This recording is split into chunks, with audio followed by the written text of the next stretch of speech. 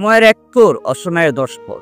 কথাটা বলার মানে হচ্ছে আপনি সময়ের সদ্ব্যবহার করতে পারছেন না, যার কারণে আপনার কেরিয়ার বলেন, পড়াশোনা বলেন, চাকরি জীবন বলেন, কিছুই আপনি ঠিক করে দাঁড়া করতে পারছেন না। জাস্ট শুধু সময়ের সদ্ব্যবহার করতে পারছেন না এই কারণে। আর এখন কেন করতে পারছি না? আমাদের ব্যস্ততা। আমরা একটা কাজ করছি, ওই কাজটা নিয়ে শুধু ব্যস্ততায় পড়ে যাচ্ছি। যার কারণে আমরা সময়ের যে সদ্ব্যবহার এইটা করতে পারছি না। কিন্তু ভাই এখানে কথা হলো আপনার একটা কাজ করতেছেন, এখন এইখানে যতটুকু সময়ের প্রয়োজন আপনি ঠিক ততটুকু সময় ব্যবহার করবেন আপনার এই কাজটায়। দেখতে পাবেন আপনার একটা সফলতায় আসবে। এখন মানুষ একটা কাজ করে, সে কাজটা করার সময় যেই সময় কাজটা সে করে, সেই সময় থেকেই তার একটা প্ল্যান থাকে, তার একটা প্রোগ্রাম থাকে যে আমি এই কাজটা করার মাধ্যমে আমি ওই পর্যন্ত যাব।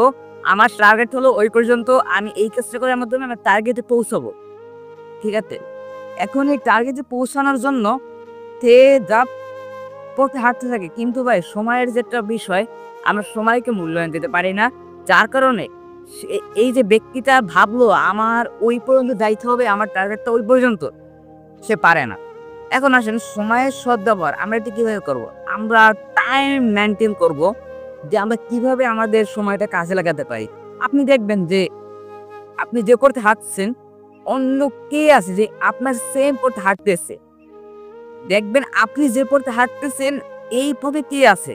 আপনি তাকে ফলো করেন, যদি সে সফল হয়, যদি সে এই পথে আনিয়ে যায়, আপনি তার কাছে জিজ্ঞেস করেন, "ভাই আপনি কিভাবে গেছেন?"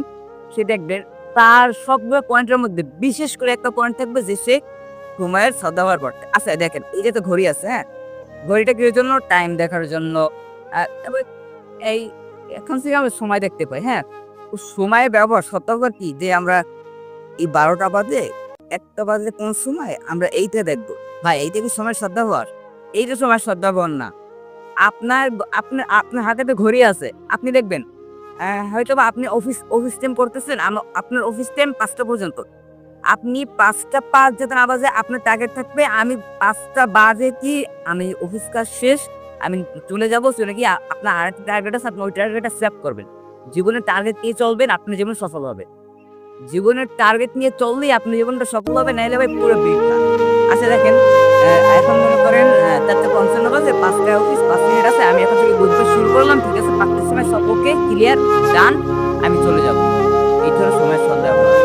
তো আপনি যদি সময়ের সদ্ব্যবহার করেন আপনার জীবন সফল হবেই হবে।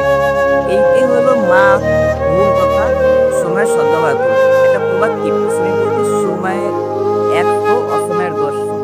আপনি সময়ের ১০০ দেন, যেই সফলটা হবেন, আপনি সময়ের অসময়ের ১০ করে দিলেও ওই সফলটা হবেন না।